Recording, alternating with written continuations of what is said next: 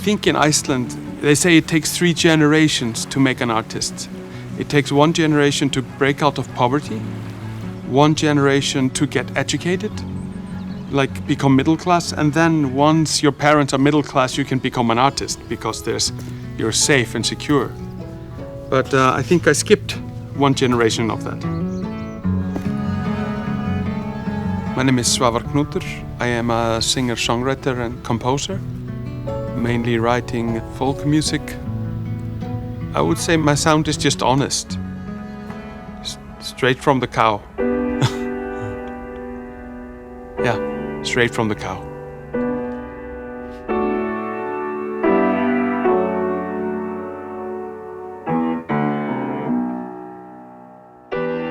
I really didn't want to become an artist, but it chose me, it just took me over. I was just writing songs just for me, and then I sang them for people, and they said, oh, you should make more of this, make an album, okay. And then everyone was buying the album, and I said, okay, cool. And they were, we want more of this, and they just asked for more. And yeah, I had to quit my job. And then the music education really paid off. Having studied a bit of singing and piano and stuff like that. But I had always just been doing music for fun. Some people say the end is near, and some say that it's already here. But I won't feel the slightest fear if my arms are full of you. I just want to hold you while the world burns. I just want to hold you while the world burns. I just want to hold you while the world burns. Let it burn, burn, burn. Let it burn, burn, burn. Let it burn, burn, burn. I have been in the last couple of years fascinated with the idea of language and music and melody, that languages create melodies. So every language is a fountain, is a spring of melodies and sound. So because different languages have different words and different ways to express ideas, to express feelings. So when we use different language to express different feelings, it creates different melodies. Icelandic folk tradition plays a great big part of my sound and my music. But in a way, because Icelanders lost such a big part of their culture through the centuries, we are basically in the process of rediscovering and reinventing our folk tradition. There are no real Icelandic folk instruments because Icelanders were so poor they couldn't have instruments. So the only instrument we really had was the voice. So our poetry became the instrument, the rhythm of the poetry became our instrument. So this has been a thing that I'm trying to discover and maybe reinvent or also to re-examine. Curtains fall in November, cover all that lies behind. Every day like fading embers, growing darker than the last.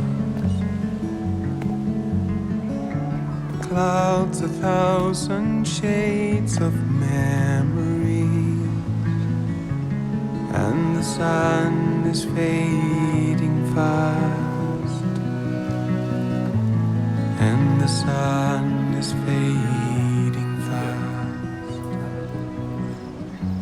Snow drifts down the Norway. I think when I write about Iceland in my songs, I always write in Icelandic. Some stories can only be told in Icelandic. And I think this is because, for me, even if sometimes my home country can be so stinky, this just increases my fascination with this country, how much I love it. And the respect for my ancestors who survived with so much less than we did. They were so poor and they had so little, but still they managed to survive, and we are their children, you know. And this has always been a thing that I admire and I adore. And I look at some of these places around the island, and I think, how could anyone live here? How could anyone just decide, yeah, this is good, you know? We'll make this work. And they did, you know. Of course, a lot of people died from starvation and hunger and from poverty, but they still kept on living there, and they made it, and they made me, you know. And that story is sort of what keeps me here. They stayed in this terrible place, and now I'm here. And if I would leave or disrespect this country, I would be disrespecting all of their sacrifice, you know?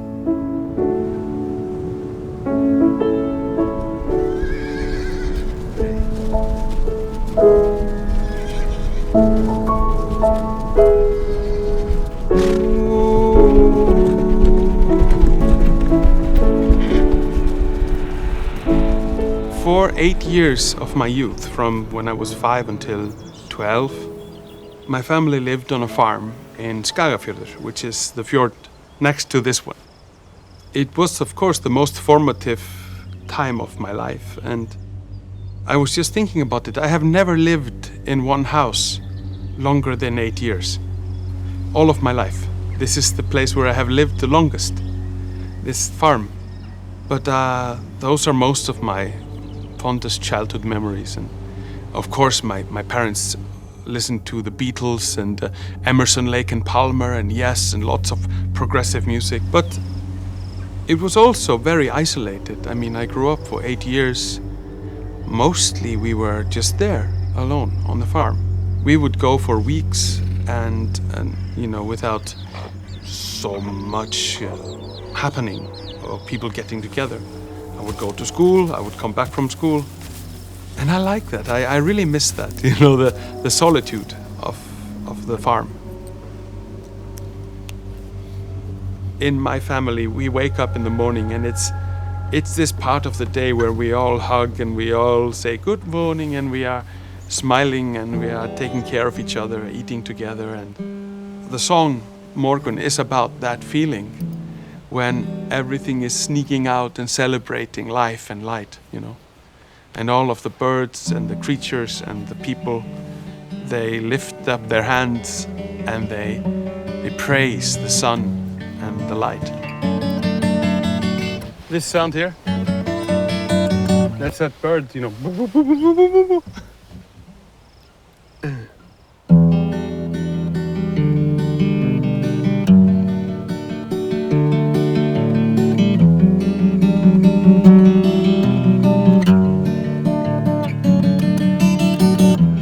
Dvínar dala læða, dormar milli hæða, fagnar sólu sérhvert blóm. Oh my God. Sorry?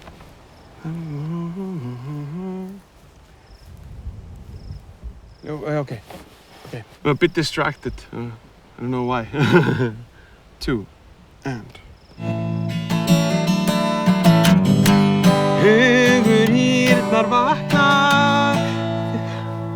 Oh my God. All right. Heimurinn tindrar allt er nýtt. Sólin faðmur breiðir. Okay, one more time. I'm so sorry, guys. Like, I'm not used to having my eyes open all the time when I'm singing this song, you know, and seeing all these things.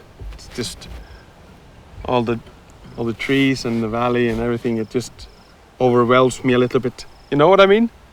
Okay. 2.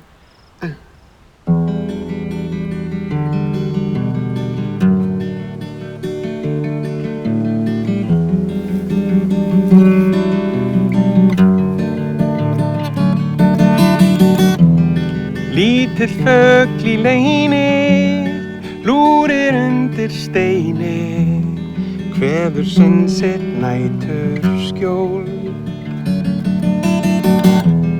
Lítil sála læðist, ljós í fjarska glæðist, gáir móti morgun sól.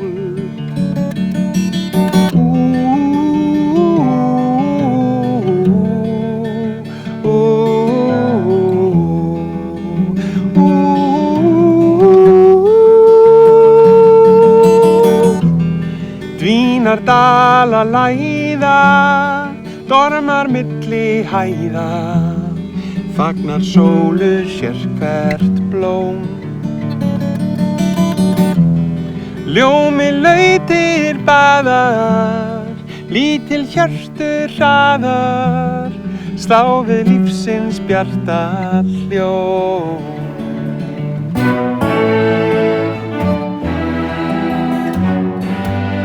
Ljósið loga kveikir, lifnar sálin tætt og köld, mætir nýjum degi. Hugur hýrnar vaknar, heimurinn sindrar allt nýtt, sólin faðm og breytt.